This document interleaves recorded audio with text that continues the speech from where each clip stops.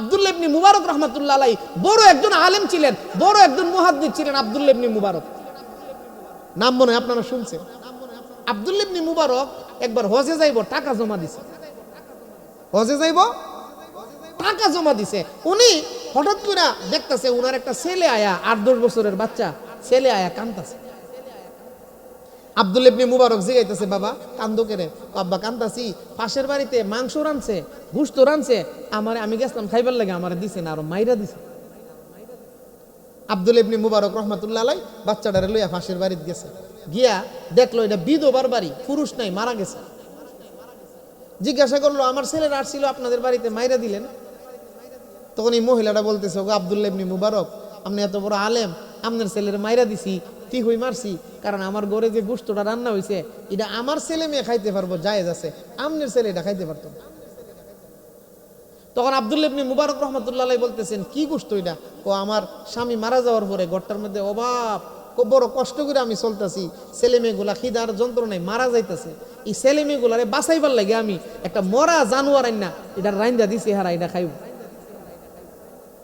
এরা মৃত্যুর হাত থেকে বাঁচবার লাগে এটা খাওয়ান জায়েজ আছে, কিন্তু আপনার ছেলে তো এটা খাইতে পারতো না, এই কারণে আপনার ছেলেরে মাইরা দিছে। আব্দুল্লাহ ইবনে মুবারক রাহমাতুল্লাহ আলাইহি করছে, ওই যে হজের টাকা দিছিন সব টাকা গিয়ে উড়াই লইছে। সুবহানাল্লাহ, জোরে কোন। হজের লাগা যে টাকা জমা দিছিন, নফল হজ, আগে হজ করছে, এটা নফল হজ, এই হজের টাকা গিয়ে সব উড়াই লইছে, আইনা এই মহিলারা দান করে দিয়ে দিয়েছে।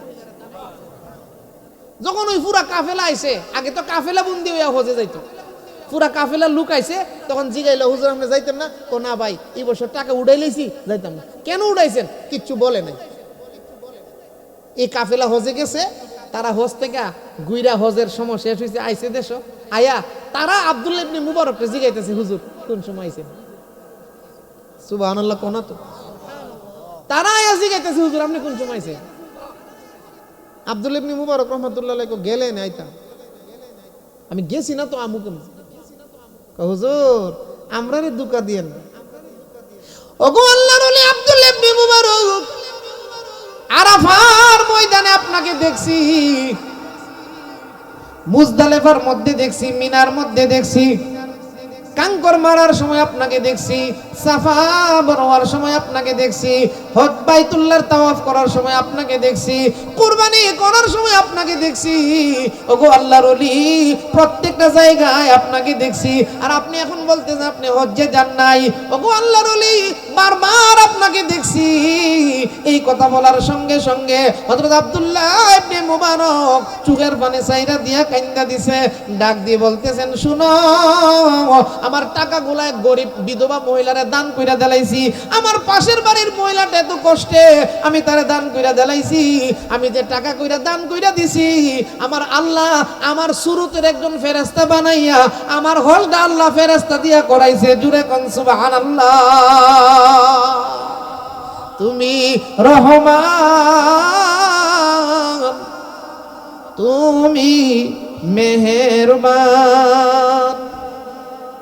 জনম জনম যদি গাই তোমারি মহিমা, গাওয়া শেষ হবে নাহি, বনে উবরে না যেন সাহারায় প্রাণ, তুমি রহমান, তুমি মেহেরবান। জবান খুইলা চিৎকার দিয়া মহাব্বতে বলেন রহমানকে। ও মুসলমান, ওই লোকটা আব্দুল্লাহ ইবনে মুবারক উনার পাশের বাড়ির গরিব মানুষটারে দান করার কারণে আমার আল্লাহ উনার বদলি হজটা একটা ফেরেশতা দিয়ে আদায় করাইছে। জুরে কোন সুবহানাল্লাহ।